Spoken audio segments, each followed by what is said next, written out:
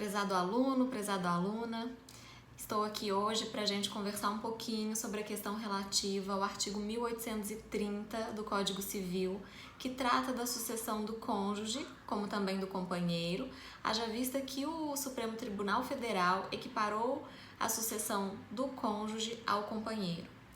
O que fala o 1830? Que o cônjuge, separado judicialmente ou divorciado, e portanto não mais cônjuge, ele não terá direito à sucessão do falecido ou da falecida. No entanto, ele traz uma exceção. Que exceção seria essa? Que se esse cônjuge estiver separado de fato, mas num prazo inferior a 2 anos, é possível que o cônjuge herde, mesmo estando separado de fato. E vai trazer uma exceção da exceção, que se refere à possibilidade de, mesmo estando separado de fato há mais de 2 anos, se essa separação de fato ocorrer sem culpa do cônjuge ou do companheiro, companheira sobrevivente, este poderia herdar. Qual que é o problema apresentado pela doutrina em razão desse dispositivo 1830? O problema é que ele, de certa forma, mantém uma discussão relativa à culpa que foi extirpada pela Emenda Constitucional 66 de 2010. O que eu quero dizer com isso? Quando retirou-se as modalidades de separação judicial e, dentre elas, a necessidade de se discutir a questão do cônjuge culpado para fins de separação e para fins de divórcio, exigindo-se tão somente a manifestação de vontade e o divórcio, para o divórcio, melhor dizendo, ocorre que quando mantém-se o dispositivo do 1830 lá no direito das sucessões, nós estamos, de certa forma, mantendo uma discussão de culpa que não tem mais razão de ser, digamos assim. Mas como que a situação está hoje no ordenamento jurídico brasileiro? A jurisprudência aceita como válido, como constitucional, o artigo 1830, isso quer dizer que o cônjuge separado de fato, ele vai herdar, e se essa separação de fato for superior a 2 anos, o entendimento que nós temos, e aqui eu menciono o entendimento do Superior Tribunal de Justiça, do STJ, em uma decisão de 2015, foi a última decisão que nós temos conhecimento sobre a aplicação do 1830, em que ele mantém o dispositivo, mas ele traz uma peculiaridade na aplicação do 1830, porque ele vai dizer o seguinte: olha, se essa separação de fato ela ocorreu há mais de 2 anos, quem deve produzir a prova de que ela foi sem culpa é o cônjuge sobrevivente e não os herdeiros que seriam privilegiados em razão dessa exclusão do cônjuge. Entendeu o que eu quero dizer?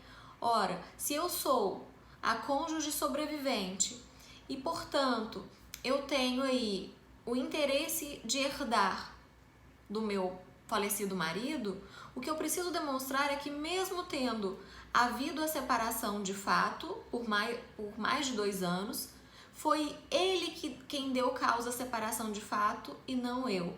É uma prova negativa, uma prova difícil de ser feita e, na prática, muitas vezes não vai se conseguir provar. O cônjuge sobrevivente não vai conseguir provar que não foi ele que deu causa. Quando a gente pensa nessa discussão de culpa, o que nós poderíamos trabalhar seria num descumprimento dos deveres que aparecem, no Código Civil para os cônjuges. Então, a gente poderia pensar como culpa, sevícia, maus tratos, uma infidelidade. Embora a gente, no direito das famílias, a gente não concorde com essa discussão de culpa, é preciso apresentar para vocês que o dispositivo 1830 continua válido e, portanto, essa separação de fato aí, ela não, por si só, ela não restringe a possibilidade do cônjuge ou companheiro herdar.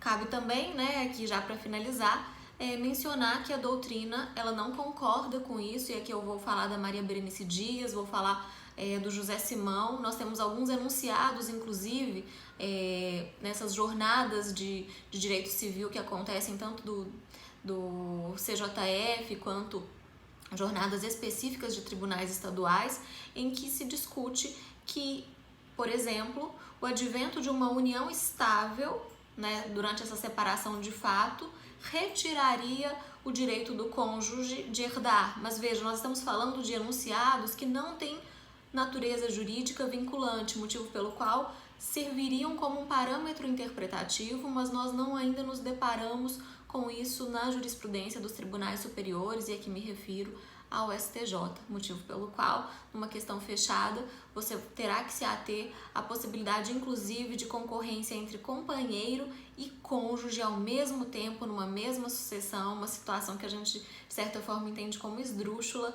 mas é a atual compreensão do nosso judiciário. Numa questão aberta, você deve se posicionar no sentido de que esse é um entendimento jurisprudencial, no entanto, ele não está restrito aí a essa compreensão, e a doutrina já se insurge contra a manutenção dessa discussão de culpa. Com isso, espero ter esclarecido um pouquinho aqui a polêmica do artigo 1830. Vejo vocês em outros vídeos. Até lá!